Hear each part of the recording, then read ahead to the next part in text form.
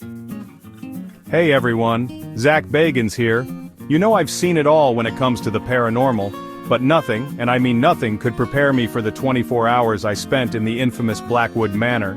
This place is legendary, notorious for tragedy and despair that seem to seep into the very walls.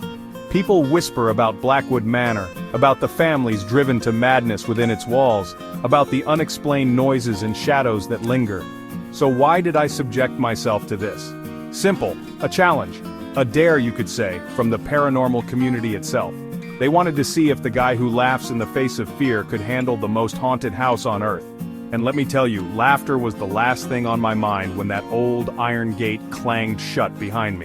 The moment I stepped onto the grounds, the air grew heavy, thick with a strange energy. It felt like the entire property was watching me, judging me. The manor itself loomed large, a gothic monstrosity with chipped stone and boarded-up windows that looked like vacant eyes.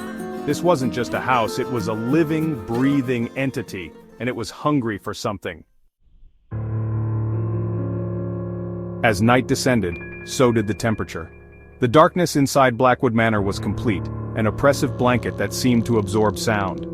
Every creak of the floorboards, every rustle of wind in the eaves, sounded like footsteps. I won't lie, my heart pounded in my chest like a drum. I started my investigation in the parlor, a room choked with dust and cobwebs, where furniture sat draped in white sheets, resembling ghosts themselves. I could feel a presence there, cold spots, and sudden drops in temperature. It was like something was trying to make contact, but I couldn't decipher its message. Then, the noises started. A low guttural growl coming from the basement, followed by what sounded like heavy chains dragging across the floor above me. My blood ran cold. This wasn't just the house settling, this was something else, something sinister. Hours crawled by. Each one felt like an eternity.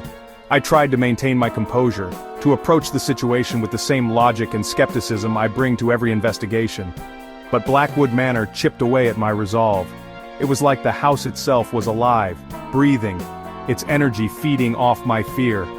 In the dead of night, I experienced something that truly shook me. I was investigating the master bedroom, a room where legend said the former owner had gone mad and taken his own life. As I stood there, I felt a cold hand grip my shoulder. I spun around, my flashlight beam dancing across the shadows, but there was nothing there. The air grew thick with the smell of decaying flowers, and I heard a whisper, clear as day, right next to my ear. It said, "Get out, I've never run so fast in my life."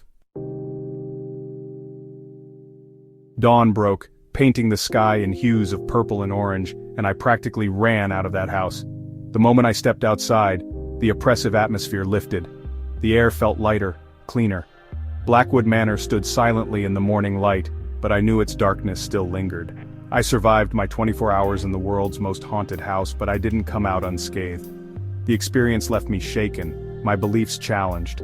I've always approached the paranormal with a healthy dose of skepticism, but Blackwood Manor, it changed something in me.